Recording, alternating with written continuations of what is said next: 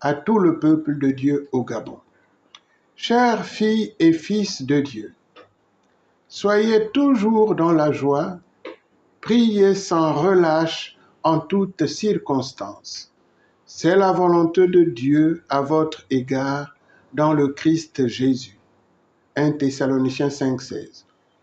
Puisque beaucoup ont entrepris de réagir à la déclaration Fiducia Supplicans sur la signification pastorale des bénédictions, document du Dicaster pour la doctrine de la foi du 18 décembre 2023, nous, Commission de la doctrine de la Conférence épiscopale du Gabon, avons nous aussi décidé, après avoir lu attentivement cette déclaration, de vous écrire, chères filles et fils de Dieu, afin de rendre compte de la solidité de notre foi qui ne repose pas sur nous-mêmes, pasteurs et fidèles, mais sur le Christ Jésus, notre roc indestructible, merveilleux conseiller, Dieu fort, Père à jamais, Prince de la paix.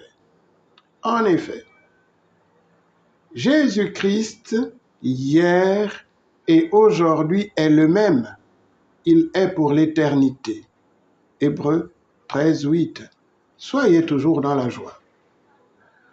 Comme la semaine sainte ne nous fait pas oublier le dimanche des rameaux qui la précède, ni le dimanche de Pâques qui la conclut, de même que la déclaration Fiducia Supplicans n'éteigne pas la joie du dimanche Gaudete, célébré le 17 décembre 2023. Et n'offusque pas l'allégresse de Noël et du Nouvel An. La charité pastorale pousse le pape François aux périphéries afin d'y apporter la joie de l'Évangile. Et cette joie de l'Évangile a, elle aussi, sa petite semaine sainte.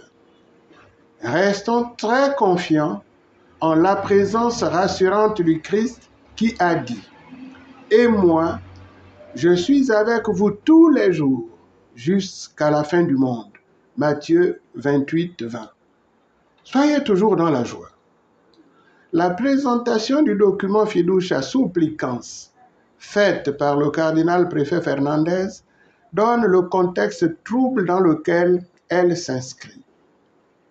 C'est pourquoi nous demandons humblement à tous de prier sans cesse en toutes circonstances, afin d'éviter le vertige médiatique qui a fait perdre de vue la joie de l'espérance chrétienne.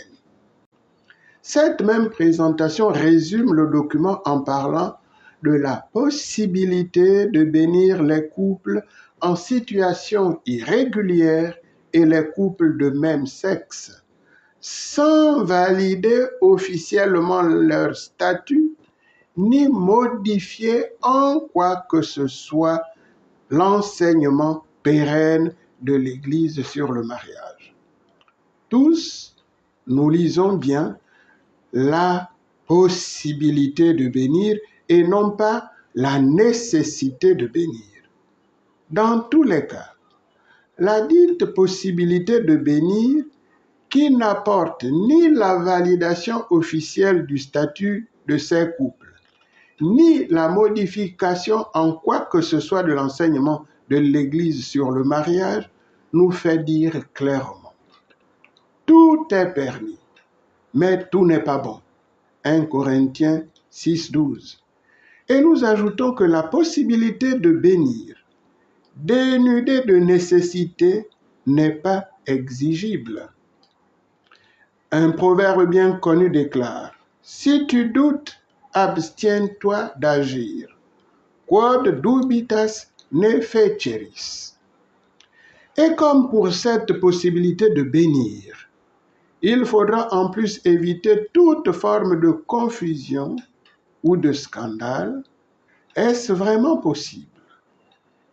Il convient donc d'inviter à une très haute prudence, à un grand discernement spirituel, afin de ne pas aller à la recherche de la brebis égarée en s'accommodant d'en perdre un plus grand nombre.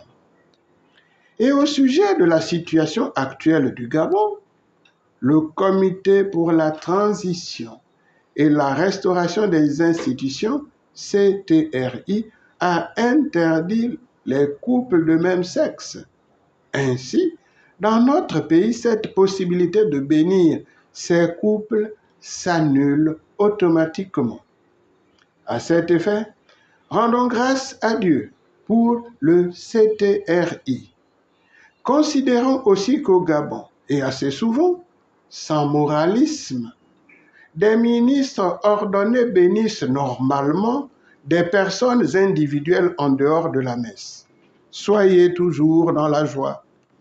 Puisse le sacrifice eucharistique, source et sommet de toute la vie chrétienne, Lumen Gentium 11, être la force de toute l'assemblée qui reçoit la bénédiction donnée par le prêtre à la fin de la messe, sans exclusive ni spécification superflue, tenant en mémoire les paroles du centurion romain à Jésus.